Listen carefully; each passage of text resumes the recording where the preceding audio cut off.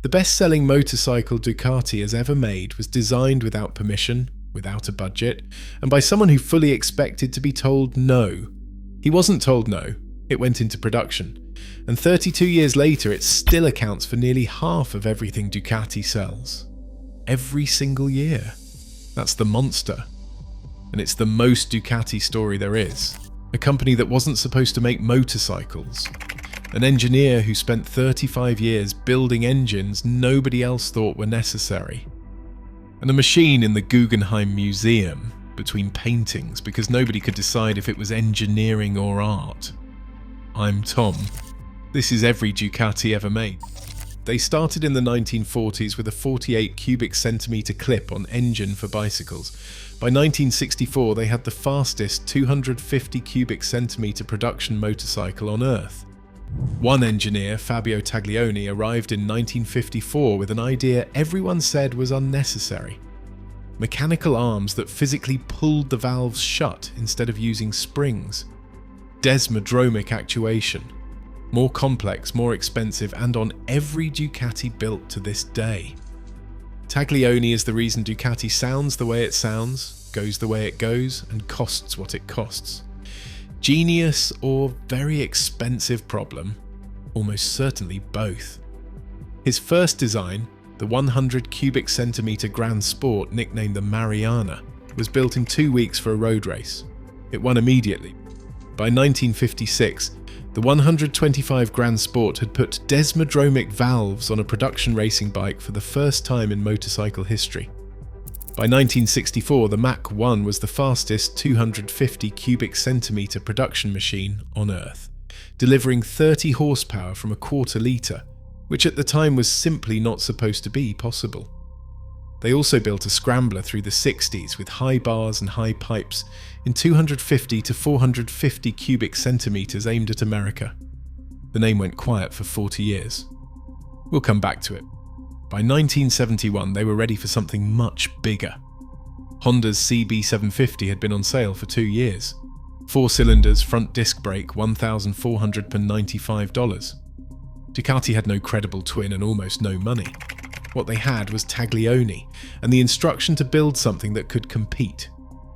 He grafted 2 of Ducati's existing single-cylinder heads onto a common crankcase and tilted the whole layout until one cylinder sat nearly horizontal, creating the shape of the letter L, perfect primary balance. Narrow frontal area, low centre of gravity. The bevel gear camshaft drive was so intricate it took 8 hours to hand-assemble each engine. Cycle magazine tested the 750 GT and called it simply the bike that everyone wanted to ride home. It cost $1,995, a third more than the CB750. Ducati was building it at a loss, and they didn't care. Then came April 1972. Imola. Paul Smart and Bruno Spaggiari entered modified 750 GT-based racers into the Imola 200, Europe's Daytona. Factory Hondas, factory MV Agustas. Ducati was supposed to be an interesting experiment. Smart and Spaggiari finished first and second. The photograph of Smart crossing the line lives in every Italian motorcycle museum. Orders flooded in that night. The 750 Sport arrived the same year, yellow paint so vivid it was almost aggressive. Clip-on bars and a solo seat. You understood it immediately or not at all.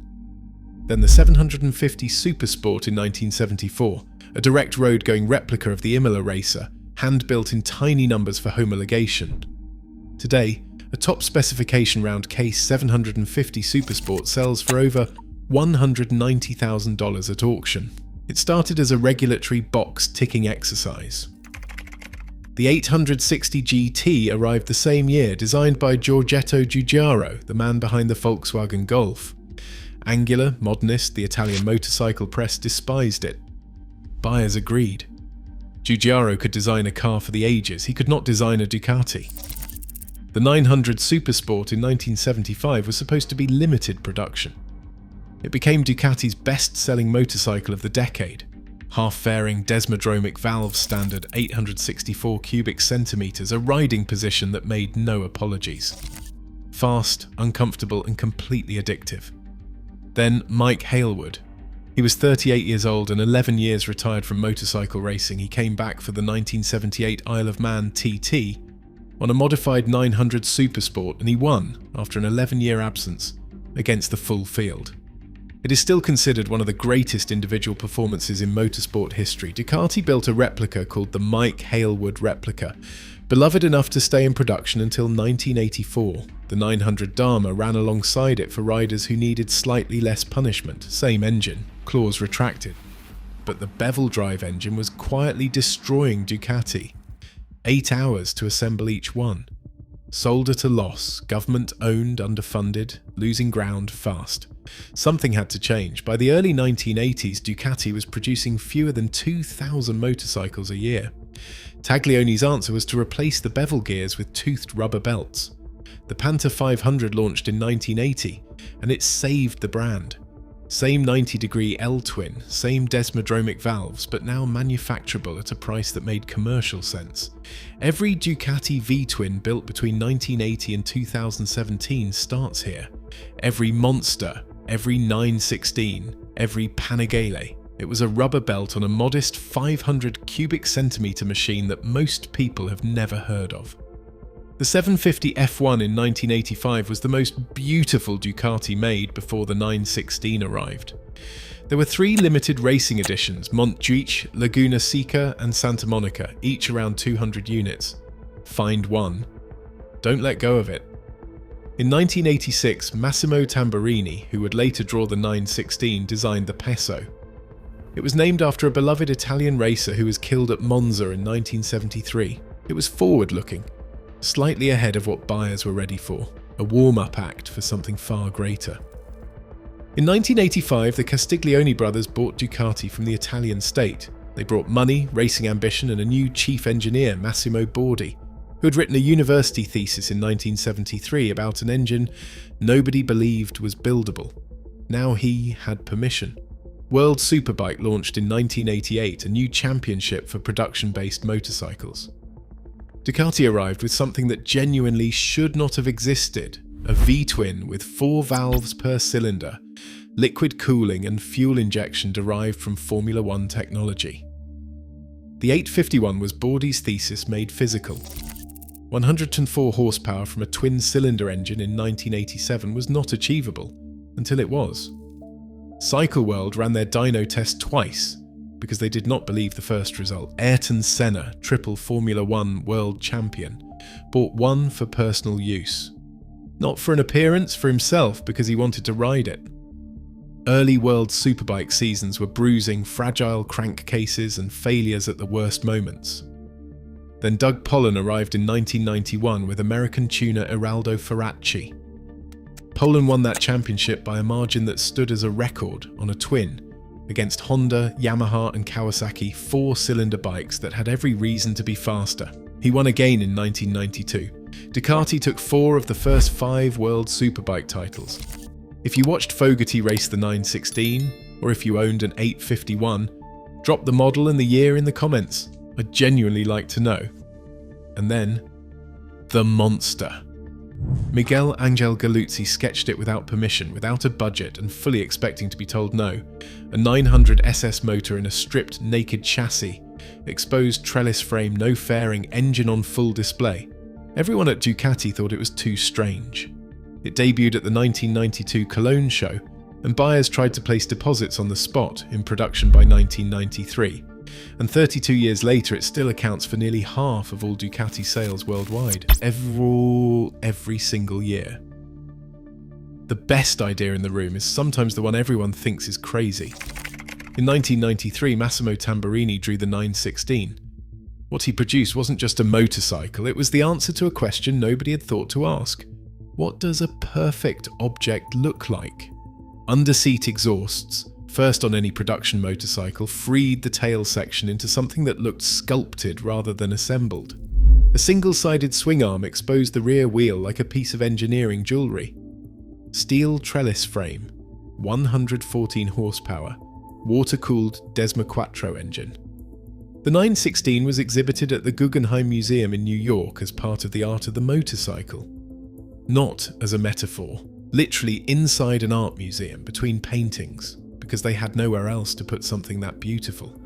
Price in 1994, $17,000. A new Toyota Camry cost $16,000. People paid the premium without hesitating.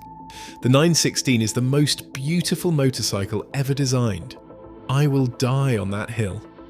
Carl Fogarty won 4 World Superbike championships on variations of it. The 748 brought the same bodywork at a lower price. Entry-level ownership of the most beautiful motorcycle on earth.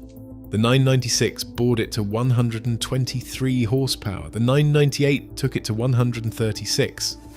Troy Bayliss won the 2001 championship on it, the final true heir of Tamburini's vision.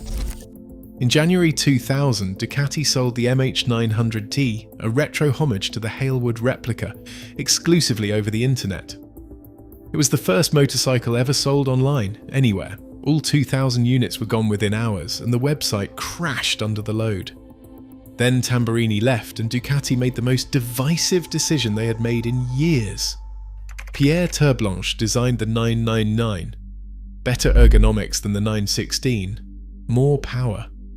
Troy Bayliss won the 2006 World Superbike Championship on it. The Ducati community never fully forgave it. The 916 had established a standard of beauty so absolute that anything different felt like betrayal. The 999 was the right motorcycle wearing the wrong face. The Multistrada 1000 in 2003 was something else entirely, Ducati's first genuinely practical touring machine. The most impractical motorcycle brand on earth had built something useful. It worked. The adventure touring category they created that year is one they still dominate today. Then 2007. Redemption. Gianandrea Fabro's Testuton 1098 was a clean sheet design. Under-seat exhausts were back. Single-sided swing arm was back. The Testastretta Evo engine produced 160 horsepower, the most powerful production V-twin ever built at that point. Troy Bayliss came out of retirement specifically to race it, won the 2008 World Superbike Championship in his first season back, and retired again immediately. A mic drop at 180 miles per hour. The 1198 followed in 2009. Carlos Checa won the 2011 championship on its racing derivative, and the Hypermotard found a loyal audience of riders who wanted to be sideways in traffic more often than common sense suggested. Then the Testastretta V-twin reached its natural limit, and what came next had more cylinders. The Panigale 1119 launched in 2012. Engine bolted directly to the steering head, carrying structural load. 195 horsepower, 164 kilograms, 2 wheels, one purpose, nothing else. The 1299 Superleggera pushed it to 215 horsepower, carbon fiber chassis, 156 kilograms, 500 units at 80,000 euros each.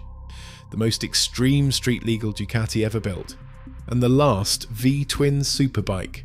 In 2015, a name silent since 1974 came back. The Scrambler, retro styling, 803 cubic centimeters starting from 7,000 euros. The most accessible Ducati ever made. It did for 2015 what the Monster did for 1993. It opened the door to a completely new audience. In 2018, 55 years after Ducati abandoned a V4 prototype because the tyres of the era could not handle the power, they finally built one for production. The Panigale V4 Desmosedici Stradale derived from MotoGP, 1,103 cubic centimeters, 214 horsepower, a firing order and exhaust note unlike anything on two wheels. Pecco Bagnaia won back-to-back MotoGP World Championships on a relative of this engine in 2022 and 2023. Around it, the fullest range in Ducati's history, the Multistrada V4 with radar, the Diavel V4 that does 0 to 100 in 2.5 seconds, the 208 horsepower Street Fighter, the Desert X built for actual dirt. And arriving in 2026, the Desmo 450 MX, a purpose-built motocross racer. Single cylinder. Back to where Taglioni started. One engineer, one idea everyone said was unnecessary. 35 years at the same factory in the same city. A man who sketched a motorcycle without permission and expected to be told no, and saved the company instead. The machines they started building in 1971 are still being built today. They still carry Taglioni's fingerprint, and people still stand in line for them, even when a Toyota costs less. That's every Ducati ever made. What's yours, the model and year, and whether it ever left you stranded? Drop it in the comments. If you've owned a Ducati, you have a story. Every single one of them does.